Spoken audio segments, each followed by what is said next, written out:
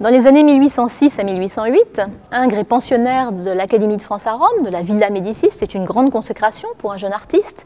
Il est donc issu de l'atelier de David et il complète sa formation en copiant les antiques à Rome, en regardant et en copiant les maîtres de la Renaissance. Il va aussi être amené à réaliser de nombreux portraits. Alors Ingres est connu comme peintre d'histoire, bien sûr, et il sera toujours un peintre d'histoire, mais c'est aussi un excellent portraitiste. Et tout particulièrement, ses portraits féminins lui ont valu de grands succès lors de son retour à Paris. C'est pendant son séjour à Rome, pendant sa bourse à la Villa Médicis, qu'il va réaliser le portrait de Madame Duvaucet. Cette jeune femme est la maîtresse de l'ambassadeur Jean-Marie Alquier, donc ambassadeur d'origine belge, qui se trouve donc en Italie. Et il va peindre cette jeune femme absolument magnifique. On l'a appelé ce tableau la Joconde d'Ingres.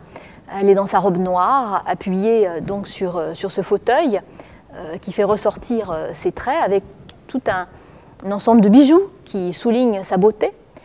Ce chef-d'œuvre appartiendra bien sûr à Madame Duvaucet elle-même. Et puis, à la fin de sa vie, Madame Duvaucet, qui a connu divers revers de fortune, Alquier mourra relativement jeune, elle va donc être dans la misère.